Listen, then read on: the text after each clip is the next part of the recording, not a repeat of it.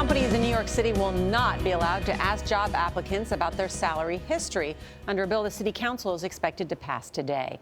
It is part of an effort to reduce the wage gap for women who often earn less than men. The nation of Iceland is working to become the first country in the world to make companies prove they pay equal wages. Michelle Miller is in the capital city of Reykjavik with a look at the struggle. Michelle, good morning. Good morning. Well, lawmakers here in Iceland's parliament introduced that bill last week. It's still up for debate, but already it's received a groundswell of support from both women and men and the nation's prime minister.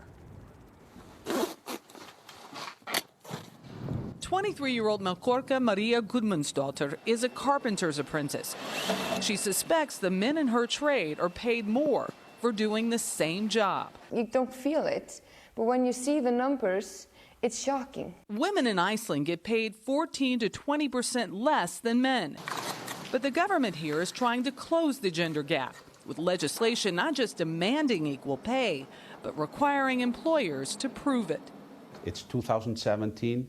Now it's time to man up. Iceland's Prime Minister Bjarni Benediktsson leads the government backing the bill in Parliament.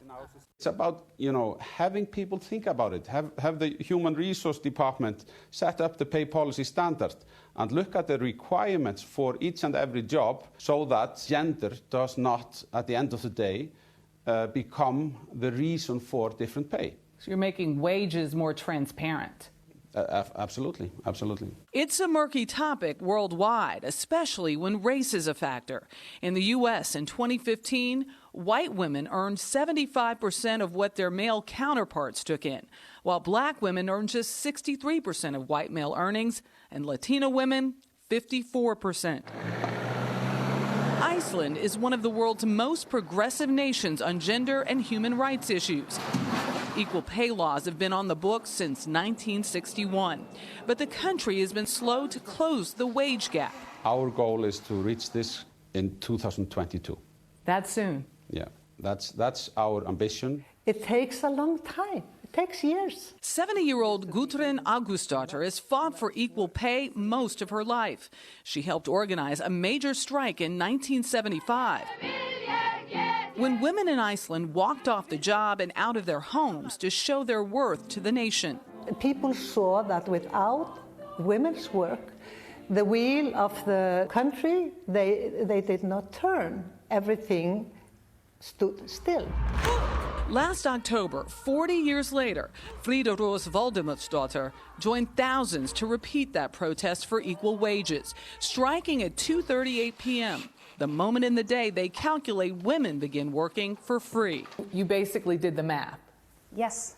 And figured out when you stopped getting paid. Yes. Did people get it? Totally. Women have been fighting for women's rights for hundreds of years. And this is just one milestone. And we just have to keep on fighting. Now, there are just a few voices of opposition on this bill, arguing that the private sector in particular should be left alone to police itself.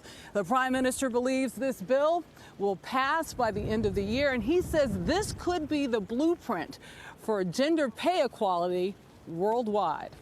Really Gayle? interesting story. Really interesting, and I hope what you're saying is true. From your lips to God's ears. Thank you very much. Michelle Miller in Iceland.